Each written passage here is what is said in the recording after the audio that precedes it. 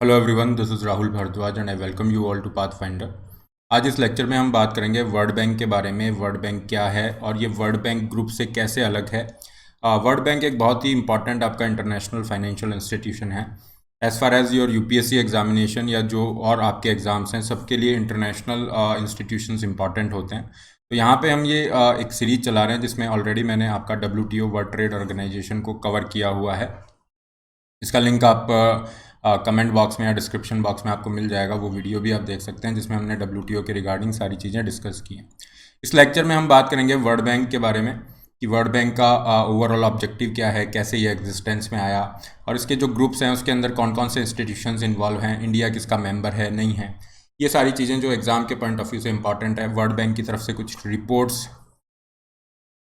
कुछ indices publish किए जाते हैं, उनको हम यहाँ पे देखेंगे। देखिए आपकी जो वर्ल्ड वॉर 2 जब चल रहा था तो वहाँ पे एक डिस्कशन स्टार्ट हुआ कि कैसे हम वर्ल्ड वॉर 2 द्वितीय विश्व युद्ध के बाद में पूरे उसकी वजह से जो नुकसान हुआ है उसके बाद हम रिकन्स्ट्रक्शन का प्रोसेस स्टार्ट करेंगे, इंटरनेशनल इकोनॉमिक सिस्टम को कैसे हम रीबिल्ड करेंगे। तो उसी के रिगार्डिंग यूएस के अंदर एक आपका कॉन्फ्रेंस स्टार्ट होता है। ब्रेटन वुड्स ये एरिया है और यहाँ पे अराउंड 44 जो कंट्रीज़ हैं वो यहाँ पे पार्टिसिपेट करते हैं। और इस कॉन्फ्रेंस में, जिसे हम United nation monetary and financial conference भी कहते हैं, और पॉपुलर नाम जो है इसका ब्रेटन वुड्स कॉन्फ्रेंस है जहाँ पे ये हुआ था। तो ब्रेटन वुड्स कॉन्फ्रेंस के अंदर एक एग्रीमेंट हुआ। उस एग्रीमेंट से 2 मेजर इंस्टीट्यूशंस निकल के आते हैं। एक है आपका IMF जिसे हम इंटरनेशनल मॉनिटरी फंड कहते हैं, और एक है आपका वर्ल्ड बैंक। तो अगर पूछा जाता है कि ब्रेटन वुड्स इंस्टीट्यूशंस कौन कौन से हैं, तो दोनों होंगे, IMF भी है और वर्ल्ड बैंक भी है। अब यहाँ पे एक इंटरेस्टिंग चीज़ ये है कि अगर आपको वर्ल्ड बैंक का मेंबर होना है, फाइन, सो डेफिनेटली आपको IMF की मेंबरशिप पहले लेनी पड़ेगी। ये भी एक क्राइटेरिया आप देख सकते हैं। तो ये दोनों इंस्टीट्यूशंस यहाँ पे एग्जिस्टेंस में आते हैं और इंडिया जो है दोनों इंस्टीट्यूशन का फाउंडिंग मेंबर रहता है, one of the founding member. India यहाँ पे one of the founding member रहता है। The year was 1945। और पर्पस यहाँ पे देखा जाए तो जो IMF है इसका पर्पस है कि किस तरह से एक्सचेंज रेट्स हैं इनको मॉनिटर किया जाए, आइडेंटिफाई किया जाए नेशंस की जो डिमांड है, नीड है ग्लोबल मॉनेटरी सपोर्ट के रिगार्डिंग। तो ये IMF के बारे में था। IMF को डिटेल में हम नेक्स्ट लेक्चर में लेंगे, so do not worry about this. World bank की हम बात करें तो वर्ल्ड बैंक को इनिशियली आपका IBRD भी कहा जाता था, that is international bank for reconstruction and development. सबसे पहले IBRD बना और फिर धीरे धीरे दूसरे इसके इंस्टीट्यूशन सामने आते हैं और इसको आपका एस्टेब्लिश किया गया ताकि जो ऐसे कंट्रीज़ हैं जिनको डेवलपमेंट असिस्टेंस की रिक्वायरमेंट है, फंड की रिक्वायरमेंट है, ताकि वो फाइनेंस कर सकें अपनी डेवलपमेंट एक्टिविटीज़। जो भी आपका नुकसान हुआ है वर्ल्ड वॉर 2 की वजह से, जो भी डिवास्टेशन हुआ है उसकी वजह से, जो अपनी डेवलपमेंट एक्टिविटीज़ हैं उनको इनिशिएट कर सकें, रिकन्स्ट्रक्शन कर सकें, उसके लिए शुरू में IBRD बनाया गया। और वर्ल्ड बैंक आज हम 2 वर्ड यूज़ करते हैं। एक तो आपका पॉपुलर नाम होता है वर्ल्ड बैंक, एक होता है वर्ल्ड बैंक ग्रुप। तो जो वर्ल्ड बैंक वर्ड यूज़ किया जा रहा है उसके अंदर 2 मेजर इंस्टीट्यूशंस हैं, 2 मेजर इंस्टीट्यूशन हैं। जैसा आपको यहाँ पे ये दिख रहा है वर्ल्ड बैंक, और नीचे एक लिखा है IBRD, एक लिखा हुआ है IDA। तो इन दोनों को मिला के कंबाइंड फॉर्म में वर्ल्ड बैंक वर्ड, मतलब जो वर्ल्ड बैंक है, हम वर्ड जो यूज़ कर रहे हैं, ये बेसिकली इन दोनों इंस्टीट्यूशंस के लिए यूज़ किया जाता है कंबाइंड फॉर्म में। IBRD जो है the international bank for reconstruction and development है। ये आप देखेंगे तो बेसिकली जो डेवलपिंग नेशन है, जैसे इंडिया जैसे नेशन है, या जो मिडिल इनकम कंट्रीज़ हैं, उनको ये आपका लोन दे रहा है। IBRD is there. इसी तरह से आपका सेकंड जो इसका पार्ट है वर्ल्ड बैंक का, that is International Development Association, जिसे हम IDA कहते हैं। IDA क्या करेगा, जो पूरेस्ट डेवलपिंग नेशंस है, जो सबसे गरीब देश हैं, बेसिकली ज़्यादातर यहाँ पे अफ्रीकन देश हैं जो यहाँ पे असिस्टेंस ले रहे हैं। At present around 75 countries are getting the grants और कंसेशनल लोन्स फ्रॉम IDA। तो यहाँ पे इंडिया को भी बेनिफिट मिला है, ऐसी बात नहीं है। तो बेसिकली ये क्या कर रहा है, इसका मेजर फोकस है पूरेस्ट डेवलपिंग नेशन को। इन दोनों के हेडक्वार्टर वाशिंगटन DC के अंदर सिचुएटेड हैं। ये वर्ल्ड बैंक का ग्रुप का आपको हेडक्वार्टर यहाँ पे दिखाई दे रहा है। तो ये दोनों इंस्टीट्यूशन को मिला के आपका वर्ल्ड बैंक कहा जाता है। वर्ल्ड बैंक का ओवरऑल ऑब्जेक्टिव एट प्रेजेंट आप देखोगे तो ये क्या कर रहा है, लोन्स और ग्रांट्स प्रोवाइड कर रहा है। बहुत ही कंसेशनल लोन प्रोवाइड करता है, बहुत लंबे टाइम तक बहुत ही कम इंटरेस्ट रेट पे ये लोन प्रोवाइड करता है। और basically low income, middle income countries यहाँ पे होते हैं, जैसे अफ्रीकन नेशन हो गए, इंडिया को भी यहाँ पे बेनिफिट मिला हुआ है। और इसी तरह से आपका एक वर्ड यूज़ किया जाता है द वर्ल्ड बैंक ग्रुप। ये वर्ल्ड बैंक ग्रुप में क्या है, ऑलरेडी जो हम IBRD IDA ऊपर पढ़ के आए हैं, ये दोनों इसका पार्ट हैं। इनके अलावा इन दोनों के लिए हम केवल वर्ड यूज़ करते हैं वर्ल्ड बैंक, इन दोनों को मिला के। वर्ल्ड बैंक ग्रुप जहाँ पे आ जाता है वहाँ पे हम 5 ये मेजर इंटरनेशनल ऑर्गेनाइजेशन ऐड होंगे, जिसमें IBRD IDA होगा, इसके अलावा international finance corporation that is IFC, फिर मीगा है आपकी मल्टीलेटरल इन्वेस्टमेंट गारंटी एजेंसी, इसके बाद में आपका ICSID है that is international centre for settlement of investment disputes. तो पांचों को एक बार डिटेल में देखेंगे किस तरह से ये वर्क कर रही हैं, क्या यहाँ पे शेयर जो है वोटिंग शेयर कंट्रीज़ का किस तरह से है, इंडिया को कहाँ पे बेनिफिट हो रहा है, इंडिया किस किस का यहाँ पे पार्ट है, इंडिया यहाँ पे सभी का पार्ट नहीं है, फाइन। डेफिनेटली ये जो 4 इंस्टीट्यूशंस हैं शुरू में, इंडिया यहाँ पे आपका मेंबर है, और 5th वाले में that is international centre for settlement and investment disputes, India is not a party here, India is not a member of this ICSID। बाकी चारों में मेंबरशिप इंडिया के पास में है। मीगा को इंडिया ने लेट ज्वाइन किया था, I think 1994 was the year जब इंडिया ने मीगा को ज्वाइन किया था। यहाँ पे तो इंडिया फाउंडिंग मेंबर के रूप में है। एक एक को डिटेल में देखते हैं, जो भी एग्जाम के पॉइंट ऑफ व्यू से इंपॉर्टेंट चीज़ें हैं सभी हम यहाँ पे कवर करेंगे। At the end of the session will talk about the reports and the index जो आपका वर्ल्ड बैंक रिलीज करता है। आगे बढ़ने से पहले this is brief introduction about me. PDF इस सेशन का आपको यहाँ पे मिल जाएगा, इसके अलावा बहुत सारे और फ्री सेशंस आपको यहाँ पे अवेलेबल हो जाएंगे इस टेलीग्राम ग्रुप पे। इसके अलावा एक इंपॉर्टेंट अनाउंसमेंट है, आप अपनी UPSC की प्रिपरेशन अनअकैडमी के साथ कर सकते हैं, और जहाँ पे आपको एडिशनल 10% और ऑफ दिया जा रहा है। तो अभी तक जो आपकी प्लस का जो सब्सक्रिप्शन था, फॉर एग्जाम्पल जो 49,000 का आपका आ रहा था, वो आपका 40,000 हो जाता है, और यहाँ पे आप ये कोड यूज़ कर सकते हैं RB Live to get this discount. तो फाइनल आपको 40,000 पड़ रहा है, और इसमें अगर आप ऑप्शनल भी ऐड कर देते हैं तो 46,000 इसका प्राइस हो जाता है। तो हर जगह पे आपको एडिशनल 10% डिस्काउंट दिया जा रहा है। सब्सक्रिप्शन का लिंक डिस्क्रिप्शन बॉक्स में, आप वहाँ पे जा सकते हैं, सब्सक्रिप्शन ले सकते हैं। Don't forget to use the code RB Live। आगे बढ़ते हैं। सबसे पहले हम बात करेंगे IBRD की, that is international bank for reconstruction and development. इसे एस्टेब्लिश किया गया 1944 में, जो कि आपका ब्रेटन वुड इंस्टीट्यूशन का एक पार्ट है, और ये लीडिंग आर्म है वर्ल्ड बैंक ग्रुप की, है ना। वर्ल्ड बैंक ग्रुप में सबसे मोस्ट इंपॉर्टेंट रोल इसका है। IBRD लोन ऑफर कर रहा है मिडिल इनकम डेवलपिंग कंट्रीज़ को। जैसा हमने बात की थी कि शुरू में IBRD को बनाया गया था कि वर्ल्ड वार 2 द्वितीय विश्व युद्ध की वजह से जो नुकसान हुआ, डिवास्टेशन हुआ यूरोपियन नेशन का, तो वहाँ पे रिकंस्ट्रक्शन करने के लिए उनको फंड प्रोवाइड करने के लिए। जब ये आपका काम हो गया तो फिर यहाँ पे IBRD ने देखा कि हमें हमारा जो स्कोप है उसको एक्सपेंड करना चाहिए। तो बैंक ने अपना स्कोप एक्सपेंड किया और एडवांस किया वर्ल्ड वाइड इकोनॉमिक डेवलपमेंट पे, इरेडिकेटिंग पॉवर्टी पे। आज के टाइम पे अगर आप वर्ल्ड बैंक का मेजर ऑब्जेक्टिव देखते हो, that is eradication of the poverty, income level को बढ़ाना, पॉवर्टी को हटाना। इवन सस्टेनेबल डेवलपमेंट गोल की अगर आप बात करोगे तो वहाँ पे भी जो फर्स्ट गोल है that is no poverty, zero poverty, poverty removal. तो ये एक इसका मेजर ऑब्जेक्टिव यहाँ पे है। इसीलिए IBRD क्या करता है, आपके कंसेशनल फाइनेंसिंग देता है, बहुत लंबे समय के लिए लोन दिए जाते हैं, 10 साल 20 साल, और जो इंटरेस्ट रेट है बहुत नॉमिनल रखी जाती है।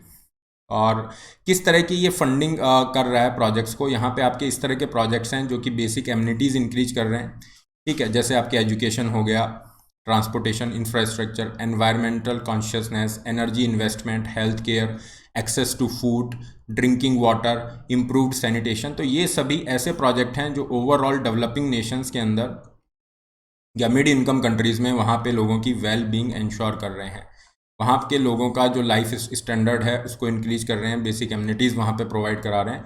And World Bank has been of great help, है ना। IBRD की अगर हम बात करें या IDA की बात करें, दोनों इंडिया के लिए बहुत हेल्पफुल यहाँ पे साबित हुए हैं। IBRD को पैसा कहाँ से मिलता है, ये क्वेश्चन रहेगा कि ये अरबों खरबों रुपए का लोन दे रहा है, तो इसके पास पैसा कहाँ से आएगा। तो ये अपनी जो एक्टिविटीज़ है उसको 2-3 तरीके से फाइनेंस करता है, जिसमें मेजर जो पार्ट है दैट इज़ कि यहाँ पे जो शेयर है, इसके जो मेंबर्स हैं उनका जो शेयर है, उनका जो कंट्रीब्यूशन है, वहाँ से इसका रहेगा एक तो। और फिर ये क्या करता है, बोरो करता है इंटरनेशनल कैपिटल मार्केट से। कैपिटल मार्केट से कैसे बोरो करेगा, जैसे आज के टाइम पे आपकी जो सरकारें होती हैं वो बोरो करती हैं। गवर्नमेंट को अगर बोरो करना होता है तो गवर्नमेंट क्या करता है, बॉन्ड इशू करता है। मान लीजिए गवर्नमेंट ने 100 करोड़ के बॉन्ड इशू कर दिए। बॉन्ड मतलब क्या होता है, एक तरह का बोरोइंग इंस्ट्रूमेंट है। गवर्नमेंट ने 100 करोड़ के बॉन्ड इशू किए हैं, उन पे आपको इंटरेस्ट वगैरह दिया जाएगा, लेकिन गवर्नमेंट को ये बॉन्ड इशू करने से क्या होगा, जो लोग बॉन्ड खरीदेंगे वो पैसा देंगे और वो पैसा फाइनली गवर्नमेंट के पास आ जाएगा। तो वर्ल्ड बैंक भी इसी तरह से काम कर रहा है, ये बॉन्ड इशू करता है। और अगर हम 2019 की बात करें तो इसने बॉन्ड इशू किए 27 डिफरेंट कंट्रीज़ में, $54 बिलियन के, इतना पैसा इसको मिला है। और पिछले कई सालों से, मतलब कई दशकों से, 30-40 सालों की अगर हम बात करें बैक टू बैक, तो आपके वर्ल्ड बैंक की जो ये क्रेडिट रेटिंग है that is AAA credit rating का मतलब बहुत ही एक्सीलेंट आपकी होगी।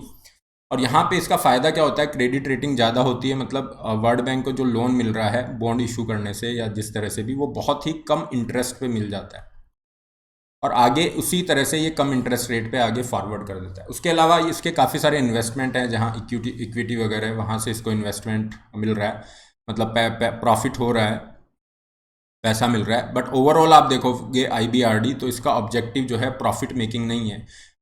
ओके, इसका जो है फ़ायदा कमाना, प्रॉफिट कमाना इसका ऑब्जेक्टिव नहीं है।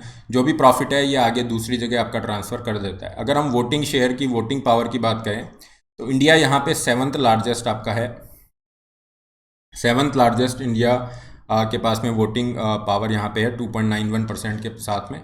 अभी रिसेंटली अगर हम 2010 में देखें तो चाइना को यहाँ पे बहुत ज़्यादा पुश मिला था, 4.42 के साथ चाइना जो है 3rd नंबर पे है। सबसे ज़्यादा जो वोटिंग पावर है that is with United States followed by the Japan, then 3rd China है। इंडिया का 7th पोजीशन है वोटिंग पावर के अंदर। अगर हम यहाँ पे शेयर होल्डिंग की बात करें, तो इंडिया का शेयर होल्डिंग के अंदर परसेंटेज लगभग 3% के आसपास यहाँ पे आता है। सो ये आपका था IBRD, जो कि मेन आपका फंडामेंटल यहाँ पे है वर्ल्ड बैंक का। एक और जो वर्ल्ड बैंक का पार्ट है that is International Development association. इसके बाद में जो भी इंस्टीट्यूशन आएंगे वो वर्ल्ड बैंक ग्रुप का पार्ट है। IDA क्या करेगा, IDA भी वही काम कर रहा है बेसिकली। आप देखोगे IBRD और IDA, इन दोनों को वर्ल्ड बैंक इसलिए कहा जा रहा है, इनका जो स्टाफ वगैरह है, सारा जो प्रोसेस है वो सब कुछ सेम है, एक ही जगह पे सब हो रहा है। IDA आपका बना दिया गया 1960 के अंदर कि जो ऐसे कंट्रीज़ हैं जहाँ पे थोड़ा डेवलपमेंट असिस्टेंस की ज़्यादा ज़रूरत है, जो और ज़्यादा गरीब देश हैं, तो वहाँ पे कंसेशनल लोन्स प्रोवाइड कराना, ग्रांट्स प्रोवाइड कराना to the poorest developing nations. At present around 75 countries are getting the benefits, almost half आप मान लीजिए, आधे से भी ज़्यादा जो है अफ्रीकन नेशन यहाँ पे हैं। इंडिया को भी बेनिफिट रहा है यहाँ पे HIV एड्स के रिगार्डिंग, या और बहुत सारे डेवलपमेंट असिस्टेंस इंडिया को भी मिले हैं। And IDA is the single largest provider of the funds as far as human and economic development in the poorest nation is concern. क्या क्राइटेरिया रहता है, क्राइटेरिया रहता है कि जो पॉवर्टी है उसका लेवल क्या है, उनकी क्रेडिट वर्दीनेस क्या है, कमर्शियल और अदरवाइज जो बोरोइंग्स हैं उस पर। इस तरह से IDA आपका काम करता है और IBRD IDA को फंड भी यहाँ पे प्रोवाइड कराता रहता है। इसके बाद में जो 3rd आपका ऑर्गेनाइजेशन है इंटरनेशनल फाइनेंस कॉरपोरेशन, इसको आप जो है एक तरह से प्राइवेट सेक्टर आर्म कह सकते हैं वर्ल्ड बैंक की, फाइन। और ये आपका क्या हो जाएगा, ये वर्ल्ड बैंक ग्रुप का पार्ट रहेगा, है ना, ये ग्रुप का पार्ट है। ये 3rd हम कर रहे हैं, जो 5 ऑर्गेनाइजेशन है टोटल, पांचों मिला के वर्ल्ड बैंक ग्रुप का पार्ट है, तो ये 3rd है आपका इंटरनेशनल फाइनेंस कॉरपोरेशन। ये क्या कर रहा है, investment advisory asset management services provide कर रहा है प्राइवेट सेक्टर डेवलपमेंट के लिए इन लेस डेवलप्ड कंट्रीज, जैसे इंडिया हो गया। तो इंडिया में जो प्राइवेट सेक्टर है उसको ये इस तरह की सर्विसेज देगा, एडवाइजरी सर्विस देगा, फंडिंग सपोर्ट भी दे सकता है, फाइन, अपने असेट्स को कैसे मैनेज करना है ताकि आप और ज़्यादा वेल्थ को क्रिएट कर सकें। 56 में इसको एस्टेब्लिश किया गया as a private sector arm of the World bank.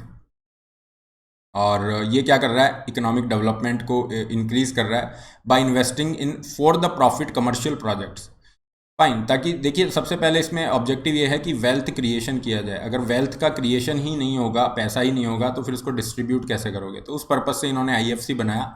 हालांकि इसका काफ़ी सारा क्रिटिसिज्म भी किया गया। क्रिटिसिज्म ये किया गया कि आप जो है ऑलरेडी ऐसे ग्रुप को सर्विस दे रहे हैं, फंडिंग कर रहे हैं जो प्राइवेट सेक्टर है, ऑलरेडी वेल ऑफ सेक्शन है, जिसके पास में हर चीज़ अवेलेबल है। तो यहाँ पे एक पॉपुलर क्रिटिसिज्म यहाँ पे आया था, जहाँ पे IFC ने क्या किया था, सऊदी प्रिंस का एक होटल था 5 स्टार होटल, उसको फंडिंग की थी। तो उसके बाद काफ़ी ये क्रिटिसिज्म में आ गया था। हालांकि लेकिन इसका रोल इस तरह से ये है कि ओवरऑल वेल्थ क्रिएशन करना लेस डेवलप्ड कंट्रीज़ के अंदर। This is the 3rd one. Fourth आता है MIGA, that is multilateral investment guarantee agency. इसका रोल बहुत ज़्यादा इंपॉर्टेंट है, इंटरेस्टिंग भी है। देखिए जो काफ़ी सारी ऐसी डेवलपिंग कंट्रीज़ होती हैं जो अनस्टेबल होती हैं, हम देख रहे हैं कि कहीं पे भी कू हो जाता है, मिलिट्री कू हो गया, फाइन, मिलिट्री ने तख्ता पलट कर दिया। तो इस तरह के जो रिस्क होते हैं, जो कि पॉलिटिकल रिस्क हो गए या फिर नॉन कमर्शियल रिस्क आप जिनको कह सकते हैं। तो इन्वेस्टर, मान लीजिए म्यांमार इज़ देयर, वहाँ पे कुछ कंपनीज ने इन्वेस्ट किया हुआ है, अब वहाँ पे तख्ता पलट की वजह से जो कंट्रीज़ का इन्वेस्टमेंट है वो खतरे में पड़ जाता है। उस कॉन्टेक्स्ट में मीगा क्या करता है कि इंश्योरेंस यहाँ पे प्रोवाइड करता है। तो मीगा, जिसको 1988 में एस्टेब्लिश किया गया है, ये सबसे लेटेस्ट आपका डेवलप किया गया इंस्टीट्यूशन है, और ये क्या कर रहा है, इन्वेस्टमेंट इंश्योरेंस फैसिलिटी है। इससे क्या होगा कि जो भी इन्वेस्टर्स हैं या जो प्राइवेट ऑर्गेनाइजेशंस हैं वो डेवलपिंग कंट्रीज़ में इन्वेस्ट करने से नहीं डरेंगे। अदरवाइज़ क्या है, वो देखेंगे कि यार यहाँ पे अगर कोई नॉन कमर्शियल रिस्क है, इस तरह से जैसे तख्ता पलट हो गया, कू हो गया, उस पॉइंट ऑफ व्यू से, तो वो थोड़ा सा यहाँ पे हेजिटेशन में रहेंगे कि इन्वेस्टमेंट किया जाए या नहीं किया जाए। तो ये इनके जो रिस्क होता है उसको कवर करता है, इंश्योरेंस प्रोवाइड कराता है। किस किस तरह का इंश्योरेंस दे रहा है, long term debt equity investment पे आपको दे रहा है, लॉन्ग टर्म पीरियड के लिए आपको दे रहा है। तो ये एक बहुत इंपॉर्टेंट रोल यहाँ पे भी प्ले कर रहा है। यहाँ पे इंडिया इसका भी मेंबर है, मीगा जो है, मीगा को इंडिया ने 1994 में ज्वाइन किया था। तो चारों जो अभी तक हमने डिस्कस किए हैं, चारों का इंडिया जो है मेंबर है। ICSID का India is not a member, ये याद रखना, थोड़ा सा इंपॉर्टेंट फैक्ट है, फैक्चुअल भी है लेकिन इंपॉर्टेंट है। ICSID क्या है, international centre for settlement of investment disputes. जो भी इसके जो मेंबर कंट्रीज़ हैं, 153 यहाँ पे कॉन्ट्रैक्टिंग मेंबर्स हैं, तो इनके बीच में अगर कोई भी विवाद है, लीगल डिस्प्यूट है, तो उसके रिजोल्यूशन के लिए, कॉन्सिलिएशन के लिए यहाँ पे ये ICSID को बनाया गया है। और ये एक तरह का स्पेशलाइज्ड इंस्टीट्यूशन है जो एनकरेज करता है international flow of investment and mitigate the non commercial risk by with the help of the treaty जो आपकी IBRD ने बनाई थी। तो ये मेजर 5 इंस्टीट्यूशन है, पांचों इंस्टीट्यूशन को मिला के आपका वर्ल्ड बैंक ग्रुप कहा जाता है। और शुरू में जो हमने बात की थी 2 इंस्टीट्यूशन की, वो आपके पार्ट रहेंगे वर्ल्ड बैंक के। इसके अलावा वर्ल्ड बैंक की तरफ से कुछ रिपोर्ट्स और इंडाइसेस रिलीज किए जाते हैं, इनको भी आप याद रखिए, क्योंकि UPSC के अंदर इस तरह के क्वेश्चन पूछे जाते हैं। आई थिंक प्रीलिम्स में कई बार इससे रिलेटेड क्वेश्चन पूछे गए हैं। ईज़ ऑफ डूइंग बिजनेस जो रिपोर्ट है वर्ल्ड बैंक द्वारा रिलीज की जाती है। इसके अलावा वर्ल्ड डेवलपमेंट रिपोर्ट हो गई, global economic prospect report is there, remittance report हो गई। रेमिटेंस क्या होता है, जो भी जैसे इंडिया के लोग हैं, बाहर रह रहे हैं, NRIs हैं, तो वो इंडिया में जो अपना पैसा भेज रहे हैं, दैट इज़ दिस रेमिटेंस। इसके अलावा ईज़ ऑफ लिविंग इंडेक्स भी यहाँ पे रिलीज किया जाता है। इंडिया डेवलपमेंट अपडेट आता है वर्ल्ड बैंक का, हर 2 साल के अंदर ये आता है, ठीक है। तो ये सारे रिपोर्ट और इंडाइसेस आप याद रख सकते हो वर्ल्ड बैंक के रिगार्डिंग, और जो बेसिक जो इंस्टीट्यूशंस हैं उनकी आप नॉलेज रख सकते हो। तो this is all regarding the World bank. इसी तरह से एक लेक्चर में हम IMF को भी कवर करेंगे। Already World Trade Organization WTO को कवर हमने किया हुआ है, डिस्क्रिप्शन बॉक्स में इसका लिंक भी आप ले सकते हैं। PDF of the session will be available on this Telegram channel, fine। इसके अलावा और आपके बहुत सारे फ्री सेशंस होते हैं जिनको आप इस टेलीग्राम चैनल पे एक्सेस कर सकते हैं, डेली बेसिस पे अपनी प्रिपरेशन को इम्प्रूव कर सकते हैं। और यहाँ पे इंपॉर्टेंट अनाउंसमेंट है आपके अनअकैडमी के सब्सक्रिप्शन के रिगार्डिंग। अनअकैडमी के साथ आप अपनी प्रिपरेशन को और ज़्यादा इंटेंस और ज़्यादा फोकस बना सकते हैं। यहाँ पे आपको 10% का एडिशनल डिस्काउंट दिया जा रहा है। तो ये जो प्राइसेस हैं, सब सारे जो सब्सक्रिप्शन है 1 साल या उससे ऊपर के, उस पर आपको 10% एडिशनल ऑफ मिलेगा 13 से 17 सितंबर के बीच में। ये जो टाइम पीरियड है वहाँ पे आपको मिलेगा। प्राइजेस वेबसाइट पे अपडेटेड हैं। आपके लिए जो सब्सक्रिप्शन का लिंक है डिस्क्रिप्शन बॉक्स में है। आप जब उस लिंक पे क्लिक करेंगे अपनी नीड के अकॉर्डिंग प्लान चूज कर सकते हैं। Put the code RB Live to get 10% extra off. 15 सितंबर से आपके नए बैचेज स्टार्ट हैं, इनमें आप एनरोल कर सकते हैं, फ्री आप अपना कोर्स पूरा कर सकते हैं। और इसके अलावा हर संडे आपका UPSC कॉम्बैट होता है, और ये स्कॉलरशिप टेस्ट है जिसमें आप अच्छा परफॉर्म कर रहे हैं तो स्कॉलरशिप ले सकते हैं। फ्री टेस्ट सीरीज का बेनिफिट आप ले सकते हैं। That's all for today. Don't forget to like, share and subscribe. All the best, have a great day.